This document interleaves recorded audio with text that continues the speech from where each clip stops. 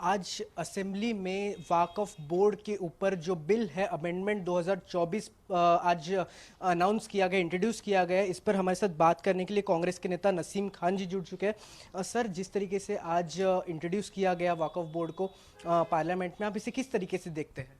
देखो, सबसे पहली बात तो जो एक ऑटोनोमस बॉडी देश में किसी भी संस्था की हो, सरकार सीधे सीधे उसमें हस्तक्षेप करना चाहती है, कलेक्टर को पावर देना चाहती है। कलेक्टर का पावर मतलब सरकार का पावर, सरकार का पावर मतलब सरकार का इंटरफेरेंस।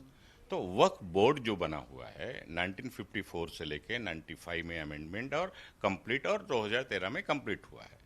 अगर उसमें ये सवाल ये पैदा होता है कि ये डिमांड किसका था, कब किसी ने मांग की है।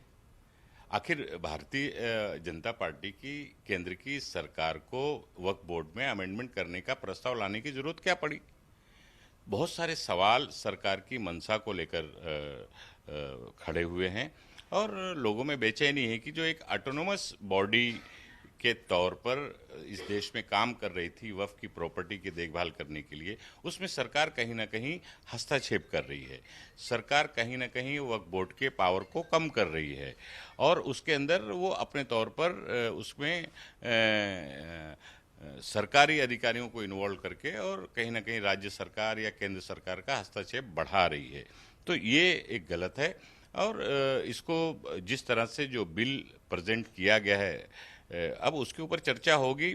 इसको मुझे लगता है कि जॉइंट सिलेक्ट कमेटी के पास भेजना चाहिए और जॉइंट सिलेक्ट कमेटी सभी मेंबर्स से राय ले और उसके ऊपर जो बेटर हो सके वो करना चाहिए। सर, अगर देखा जाए तो जिस तरीके से सबसे ज़्यादा थर्ड लार्जेस्ट मतलब जिसको लैंड दिया गया है वो है रेलवे और इंडियन आर्मी के बाद, तो कहीं ना कहीं जो लैंड दिया गया है वो कहीं ना कहीं कम किए जाएंगे अभी। नहीं, लैंड दिया किसी ने नहीं है। ये लैंड औकाफ की जो प्रॉपर्टी है देश के मुसलमानों की प्रॉपर्टी है, भारत की सरकार की प्रॉपर्टी नहीं है। भारत की सरकार की जिम्मेदारी थी कि इस प्रॉपर्टी को देखभाल करने के लिए, क्योंकि देश का जो सबसे लार्जेस्ट अल्पसंख्यक समाज है, माइनॉरिटी है, पर्टिकुलरली मुसलमान, उन मुसलमानों ने अपनी प्रॉपर्टी को वक्फ किया है, अल्लाह के नाम पर उसको वक्फ किया है। वक्फ इसलिए किया है, किस पर्पज़ के लिए वक्फ किया है वो भी उन्होंने डिफाइन किया है। वो ट्रस्ट बनाया है, ट्रस्ट का डीड बनाया है, ट्रस्ट का बायलॉज बनाया है। और वक्फ जो बॉडी है, वक्फ बोर्ड जो है, सिर्फ वो ट्रस्ट उस पर्पज़ को सही तरह से इंप्लीमेंट संस्था कर रही है या नहीं कर रही है वो देखभाल करने के लिए बनाया है। और वक्फ की प्रॉपर्टी वंस ए वक्फ के ऑलवेज वक्फ, ये एक कहावत है। कहा जाता है कि एक बार जो प्रॉपर्टी वक्फ कर दिया जाता है, अल्लाह के नाम पर डोनेट कर दी जाती है, तो वो हमेशा ताक़यामत तक वो डोनेट रहती है, वक्फ रहती है।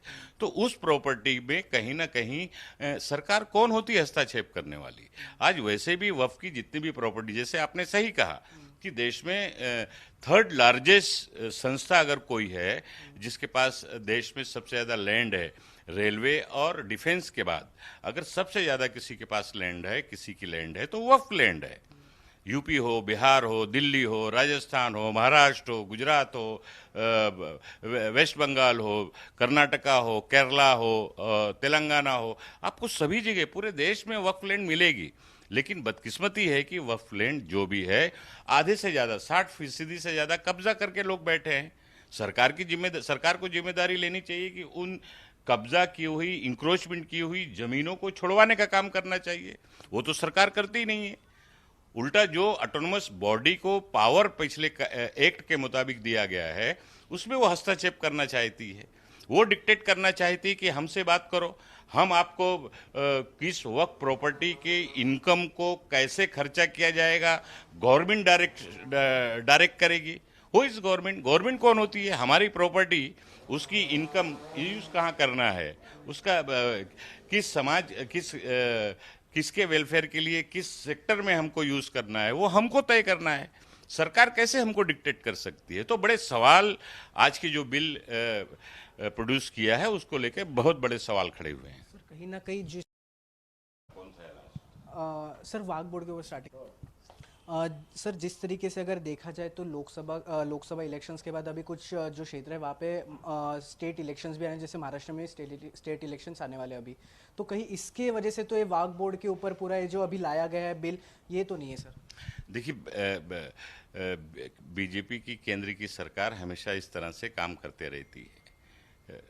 डिवीजन करने की बात करना, हिंदू मुस्लिम पे राजनीति करना, अब तो हद हो गई कि मुसलमानों में भी डिवीजन पैदा करने की राजनीति की है। शिया के नाम पर, सुन्नी के नाम पर, बोहरा के नाम पर, दाऊदी बोहरा के नाम पर, आगा खानी खोजा के नाम पर, वीमेन के नाम पर। ये बिल का जो मसौदा है ये सब सारी चीज़ों को दर्शाता है।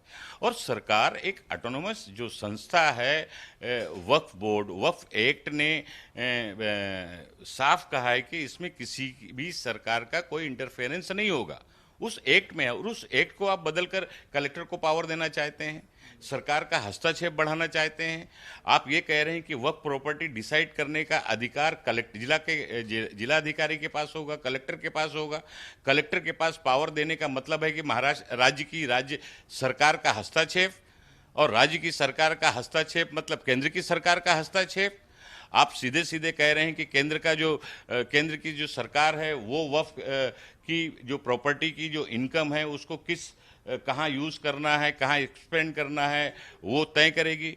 तो सरकार डिक्टेट करने वाली कौन होती है? क्योंकि जिन जिन लोगों ने वक्फ की प्रॉपर्टीज़ को वक्फ किया है, दान किया है, डोनेट किया है, उन्होंने एक मकसद के तहत किया है, और उन्होंने वो अपना मकसद अपनी ट्रस्ट डीड के अंदर क्लियर कर दिया है कि मेरी ये प्रॉपर्टी मैं अल्लाह के नाम पर वक्फ करता हूँ, और इसकी जो सोर्स ऑफ इनकम होगी वो यतीमों को पढ़ाई के लिए होगी, गरीब बच्चियों की शादी के लिए होगी, मुस्लिम गरीब बच्चों के एजुकेशन के लिए होगी, हेल्थ के लिए होगी। उन्होंने तय किया है। डोनेट करने वाले जो लोग हैं, वक्फ करने वाले जो लोग हैं, उन्होंने तय किया है कि किस तरह से उसकी इनकम का इस्तेमाल होना चाहिए।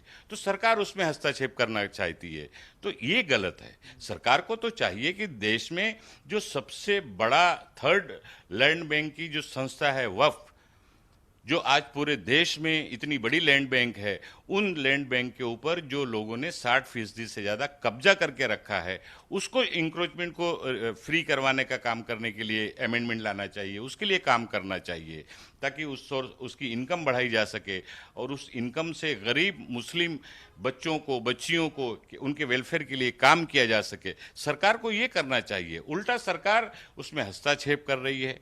वक्फ की प्रॉपर्टी को नुकसान पहुंचाने के लिए जिलाधिकारी को, कलेक्टर को राइट्स दे रही है, अधिकार दे रही है, तो ये गलत है, इसका विरोध है। ये थे हमारे साथ नसीम खान, जिन्होंने बात किया कि किस तरीके से जो वक्फ बोर्ड का जो इंट्रोड्यूस किया हुआ है पार्लियामेंट में, उसके ऊपर पूरी तरह से बात किया। कैमरा पर्सन विष्णु के साथ प्रथमेश, इंडिया न्यूज़, मुंबई।